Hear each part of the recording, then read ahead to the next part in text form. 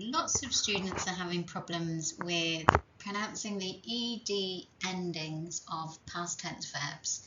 So guys, this one is for you. Let's take a look. So basically there are three different ways that we can pronounce the ed past tense endings. One of these ways is we actually add an extra syllable, and that extra syllable is id. So the word want, for example, becomes wanted.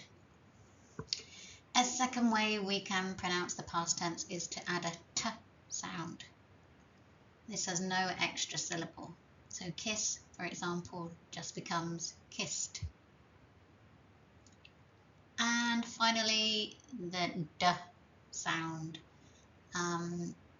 This is another one that does not add an extra syllable. So call becomes called.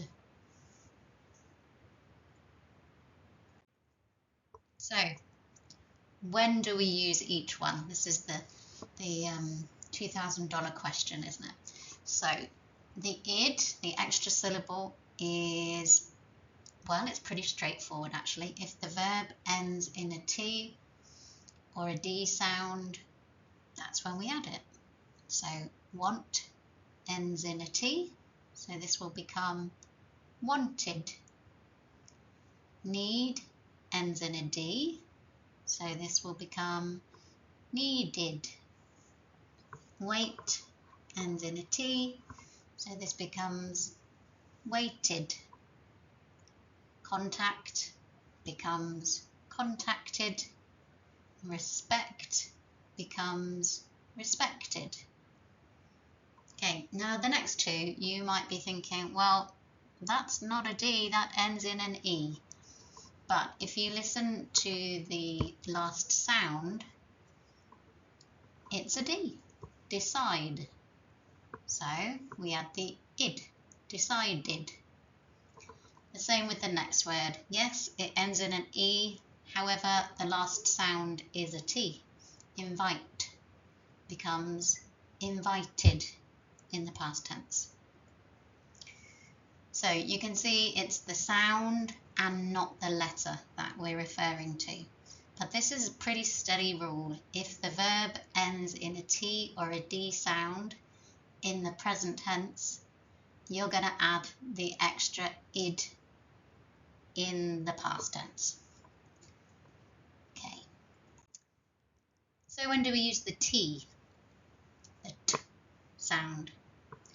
Well, basically we use this if the verb in the present tense ends in a voiceless sound. Now here are the voiceless sounds in English. These are the ones where if you put your fingers on your voice box, it doesn't vibrate. The voiceless sounds in English are as follows: the p, the k, f, s, sh, and ch. Okay. So in all of those sounds, if I put my fingers on my voice box, it's not vibrating at all. So let's have a look at these. Jump becomes jumped. Kick becomes kicked. Okay, so the next one ends in GH, but the sound here is a f, laugh. So in the past tense, oops, it's laughed. Dance, yes, it ends in a CE, but the sound is a S. So dance becomes danced. Wash becomes washed. And watch becomes watched. There we go. Finally, the D sound. And this is basically everything else to make it super simple. Anything else takes the D in the past tense. So, for example, rob is robbed. Hug becomes hugged.